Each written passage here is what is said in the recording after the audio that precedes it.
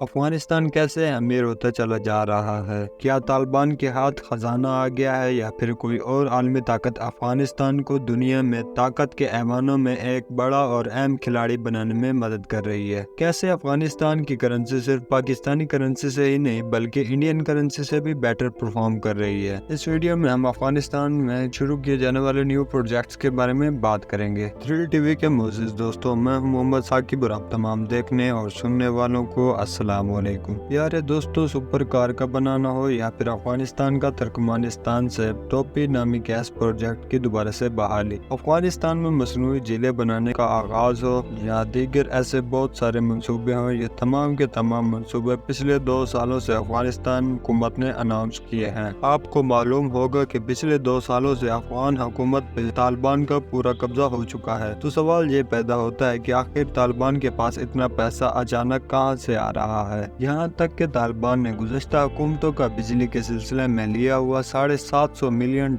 کا قرض بھی واپس ادا کر دیا ہے۔ تو طالبان کے پاس یہ پیسہ کہاں سے آ رہا ہے اور انہیں یہ پیسہ کون دے رہا ہے؟ آج کی ہماری اس ویڈیو کا یہی مین پوائنٹ ہے۔ آگے بڑھنے سے پہلے آپ کو بتاتے چلیں کہ افغانستان سنٹرل ایشین کنٹری ہے اور اس کے بالکل نزدیک سنٹرل ایشین کنٹریز کے ساتھ ساتھ عرب ممالک بھی موجود ہیں۔ یہ تمام کی تمام عرب ریاستیں جن میں قطر، عمان، کویت، عراق اور سعودی عرب وغیرہ شامل ہیں، یہ سب کے سب بڑے امیر ممالک ہیں اور ان کی اکانومی کا انحصار یہاں سے نکلنے والے بلیک گولڈ یعنی کہ کالے سونے کی وجہ سے ہے۔ یہ کالا سونا کیا ہے؟ یہ وہ معدنیاتی تیل ہے جو اس وقت پوری دنیا کی معیشت کی شہرگ ہے۔ آج سے 100 سال پہلے اس تیل کی بہت اہمیت تھی اور آج بھی ہے۔ یہی وجہ ہے کہ اس وقت تک یہ تمام کے تمام عرب ممالک جو انتہائی غربت کے عالم میں رہتے تھے، آج 100 سال بعد انتہائی ترقی یافتہ ممالک بن چکے ہیں اور اس کے پیچھے سب سے بڑا اور اہم کھلاڑی اور ان ممالک سے نکلنے والے تیل کا خریدار اور ان کو معاشی اور ملٹری سپورٹ دینے والا ملک امریکہ ہے۔ ناظرین، سوال یہ پیدا ہوتا ہے کہ افغانستان میں ان میں سے کون سا فیکٹر کام کر رہا ہے؟ تو ہم آپ کو بتاتے ہیں کہ افغانستان میں یہ دونوں فیکٹرز کام کر رہے ہیں۔ آنے والے دور میں دنیا بھر کی معیشت برقی توانائی یعنی کہ الیکٹریسٹی پر شفٹ ہو رہی ہے اور دنیا بھر میں الیکٹرک کاروں کا رجحان بھی تیزی سے بڑھتا چلا جا رہا ہے۔ دنیا میں اب تک تقریباً درجن بھر ممالک تو ایسے ہیں جہاں مکمل طور پر الیکٹرک کاریں چل رہی ہیں اور پیٹرول یا ڈیزل کاروں کا رجحان دھیرے دھیرے ختم ہوتا جا رہا ہے۔ اس لیے آنے والے دور کا بلیک گولڈ پیٹرولیم نہیں بلکہ لیتھیم ہوگا۔ لیتھیم پیریوڈک ٹیبل کا چوتھا عنصر اور دنیا بھر میں پایا جانے والا نہایت نایاب دھاتی ایلیمنٹ ہے جو بیٹریز کی تیاری میں استعمال کیا جاتا ہے۔ اپنی نایابی کی وجہ سے لیتھیم دنیا بھر میں کافی مہنگا ہے اور اسی کامیابی کی وجہ سے پرانی لیتھیم والی بیٹریز کو ریسائیکل کرنے کا کام بھی شروع کر دیا گیا ہے۔ افغانستان دنیا کا وہ واحد ملک ہے جسے اس کے لیتھیم ذخائر کی وجہ سے دنیا کا سعودی عرب بھی کہا جاتا ہے۔ افغانستان میں لیتھیم کے وسیع ذخائر موجود ہیں۔ صرف یہ ہی نہیں بلکہ افغانستان میں قدرتی گیس اور تیل کے ذخائر بھی موجود ہے۔ افغانستان میں جاری 2 دہائیوں سے امریکی جنگ کے باوجود طالبان کو یہاں سے ختم نہیں کیا جا سکا اور طالبان ایک بار پھر سے پوری قوت کے ساتھ واپس آئے ہیں۔ طالبان اس وقت افغانستان پہ حکمران ضرور ہے لیکن ٹیکنالوجی اور اس کے استعمال کے معاملات میں بالکل ہی انجان ہے اور ان کی صورتحال بالکل ویسی ہے جیسے کہ 100 سال پہلے عرب ممالک کی تھی۔ عرب ممالک کی سرزمین میں تیل تو موجود تھا لیکن انہیں نہ تو نکالنے کا طریقہ آتا تھا اور نہ ہی اسے استعمال کرنے کا۔ اس دور میں امریکہ اور برطانیہ نے اپنی اپنی کمپنیاں ان ممالک میں بھیجی جنہوں نے یہاں سے تیل نکالا اور انہیں پیسے دیے،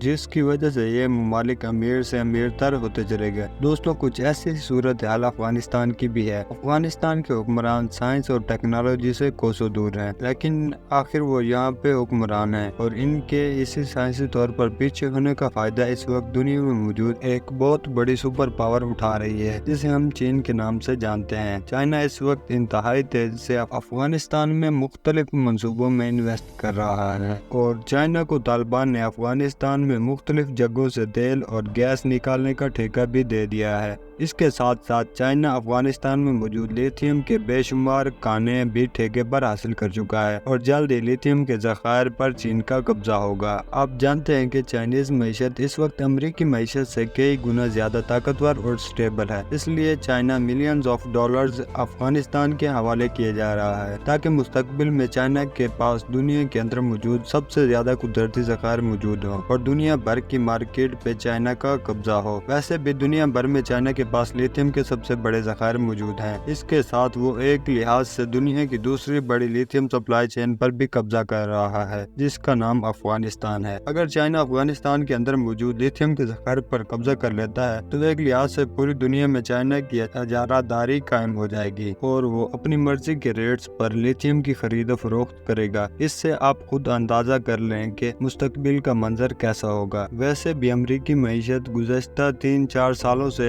गैर मुस्तहकम होती चली जा रही है। अमरीका के 20 से ज़ायद बैंक दिवालिया हो चुके हैं। बहुत सारे माशी तज्ज़िया निगारों के मुताबिक अमरीका में किसी भी वक्त बेरोजगारी का तूफान आ सकता है और अमरीकी मईशत को एक के बाद एक बड़ा झटका लग सकता है। इसके साथ साथ दुनिया भर में जारी जंगों में अमरीकी मुदाखलत अमरीकी मईशत को मजीद नुकसान पहुँचा रही है। इसी हवाले से अमरीका के साबिक सदर डोनाल्ड ट्रंप, जो इस वक्त दोबारा सदारती दौड़ में हिस्सा ले चुके हैं, इन्होंने जो बाइडन, जो अमरीका के मौजूदा सदर हैं, इन्हें शदीद तनकीद का निशाना बनाया है। डोनाल्ड ट्रंप के मुताबिक अमरीका का दुनिया भर में जारी जंगों में बिला वजह पंगा लेना अमरीकी मईशत को कमजोर कर रहा है। डोनाल्ड ट्रंप ने अपने एक हालिया बयान में यहाँ तक कहा है, अगर मैं सदारती इलेक्शन जीत गया तो मैं सबसे पहले यूक्रेन की इमदाद पर पाबंदी लगाऊंगा और अमरीका को नेटो के इत्तेहाद से निकाल लूंगा, क्योंकि अमरीका अपनी हिफाजत खुद कर सकता है और बाकी दुनिया को भी इस काबिल होना चाहिए कि अपने दुश्मनों से अपनी हिफाजत खुद करें। अमरीकी सरमाया की इमदादी और जंगी महाजों पर पसपाई चाइना को तेजी से आगे बढ़ने का मौका दे रही है और चाइना अपने कुदरती वसाइल के साथ साथ अफगानिस्तान के कुदरती वसाइल पर भी काबिज हो जाएगा। जी तो मोअज़्ज़िज़ दोस्तों, ये थी हमारी आज की वीडियो, लेकिन इस हवाले से आप लोगों की राय क्या कहती है? कमेंट सेक्शन में अपनी राय से आगाह जरूर कीजिएगा।